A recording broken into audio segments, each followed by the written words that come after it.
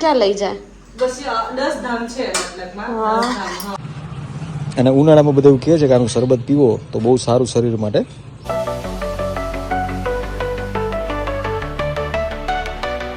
Hello YouTube family, તો કેમ છો બધા? મજામાં? તો મજામાં જઈશો. ગુડ મોર્નિંગ, જય શ્રી કૃષ્ણ, હર હર મહાદેવ. સ્વાગત છે તમારો એક નવા વ્લોગની અંદર, નવા વિડીયોની અંદર.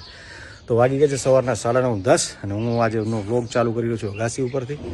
અને અગાસી ઉપર એટલા માટે હું આવ્યો છું કે મારે આજે બિલ્લા તોડવાના છે, તો બિલ્લા તોડીને આજે બનાવવાનું છે એનું શરબત. તો ચલો બતાવું તમને બિલ્લી પત્રનું ઝાડ બતાવું તમને અગાસી ઉપર. મસ્ત મજાનું છે આપણું.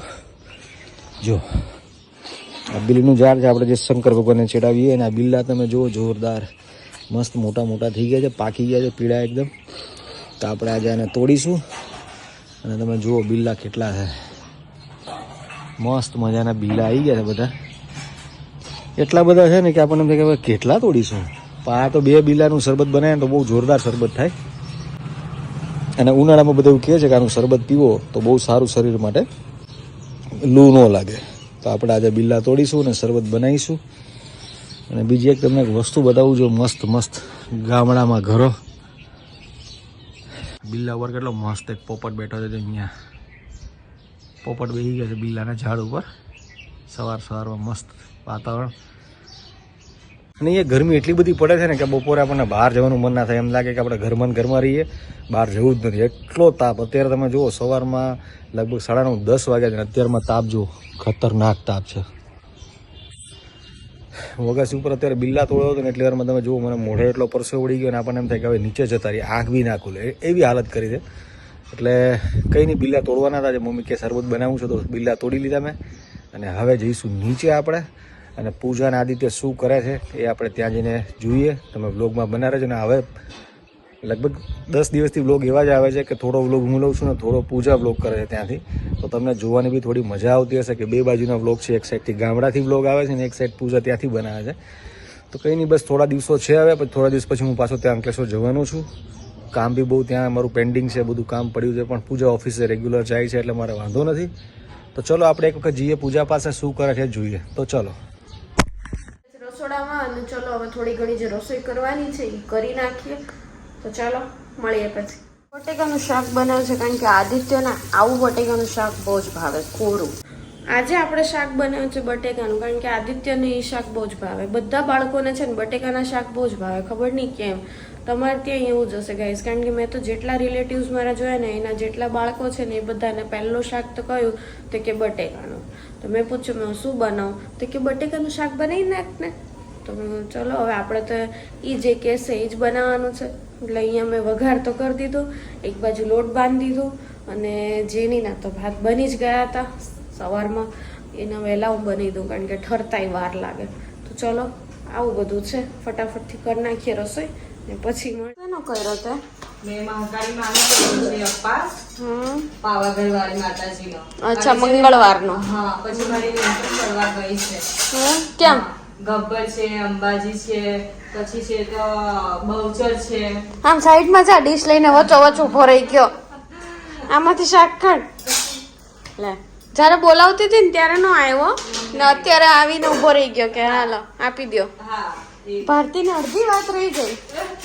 ચમચી બા એ રહી જો ત્યાં નીચે. પછી એ લોકો ક્યાં લઈ જાય?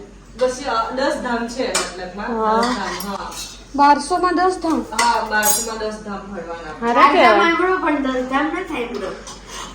તું 4 ધામ રહેવા દે ને ભાઈ, 10 ધામ હોય જ ને. હા, 10 ધામ એટલે અલગ અલગ મંદિર લઈ જતા હશે. કયા કયા? 10 ધામ છે મતલબ. સોરી, આટલું જ છે એમને. આને જો આ શાક બનાવે મારી પાસે બટેકા, અને કેટલું લીધું જો. પેલી ચકલીઓ નો ખાતી હોય. હમણાં કે પનીરનું શાક ખાવું છે તો તરત ઝડપ રાખ, ભૂખ લાગી. ભૂખ લાગી વાળી તો ક્યારની બોલાવતી હતી ત્યારે હું તો મારા 10 ધામમાં કઈ કઈ જગ્યા હોય છે પણ થોડા ઘણા કોક કોક જો ગબ્બર છે, પછી પછી છે તો અંબાજી છે, હા. પછી બહુચર છે, અરે વાહ. પછી છે ખાસા પણ મને ધ્યાન નથી એટલું એમ.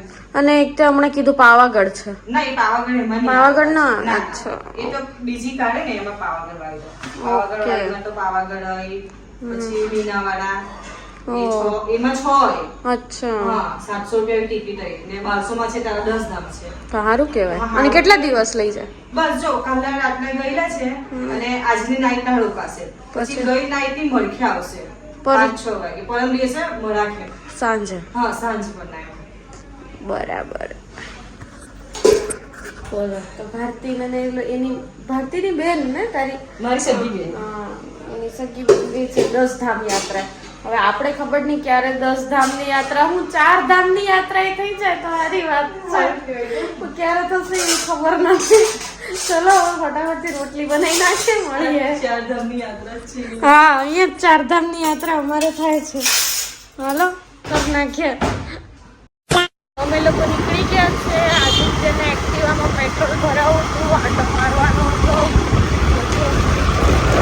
હવે તો આદિત્યને મસ્ત ચલાવતા આવડી ગઈ છે. થોડું પણ વચ્ચે કોન્ફિડન્સ ભીડ થાય ને ત્યારે એને ડર લાગે, પણ એ ચલાવશે તો શીખશે. એટલે હું કહું કે હું પાછળ બેસું ને ત્યારે એ ચલાવે.